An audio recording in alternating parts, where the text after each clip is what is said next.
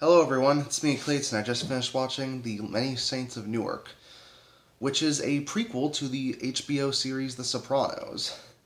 Now, The Sopranos basically was a phenomenon when it came to its TV series, when it comes to its layered characters, its smart writing, and for its very infamous finale.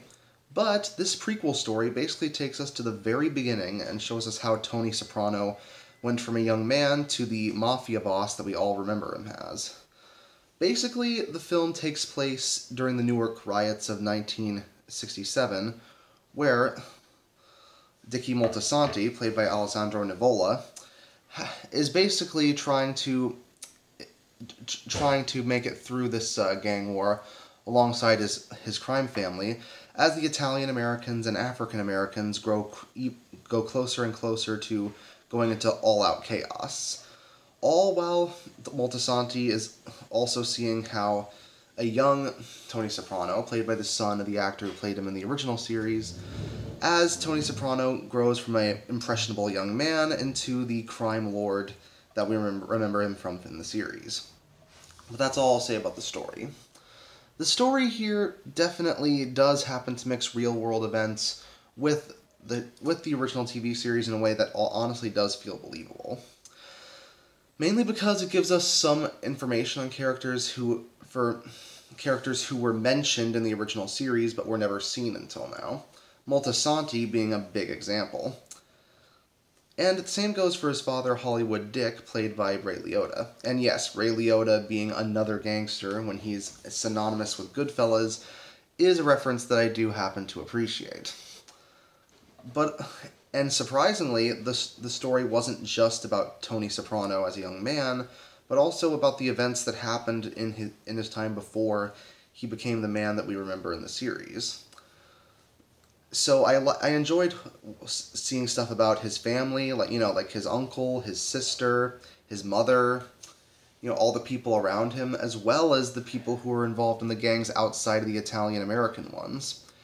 It really fleshes out the world of The Sopranos in a way that a good prequel should. Though I will say you have to be a fan of the original Sopranos TV series to understand or get the most out of it, as newbies who go into this one are probably going to be majorly confused. But that's to be expected when it's a prequel to a long-running TV series that's had as much of an impact as The Sopranos has had. Though, I also will say that the film runs at about 2 hours long, but it doesn't feel like it overstays its welcome.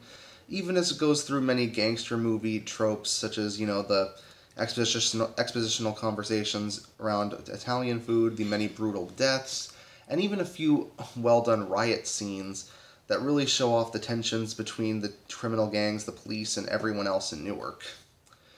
It really does happen to feel like a Sopranos story through and through, especially since none of the characters are entirely good or entirely evil.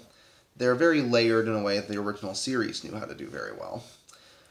And the ending even happens to include the classic Sopranos theme song, which I know fans are going to get they're going to get a kick out of that.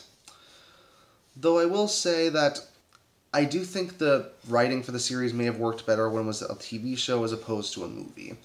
In the TV show, things constantly built and built until big explosions happened with the plot developments. And here, since you only have 2 hours to do it in a movie, some elements could feel a little rushed and some characters could feel undercooked, so to speak. But that's to be expected when you're turning a TV series into a prequel film that only lasts 2 hours.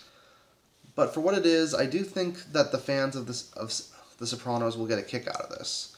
Though for non-fans, they should either catch up with the original TV series, or they should just skip this one. So, Sopranos fans rejoice. Tony's got himself a gun. And an 8 out of 10 for this film. See you later.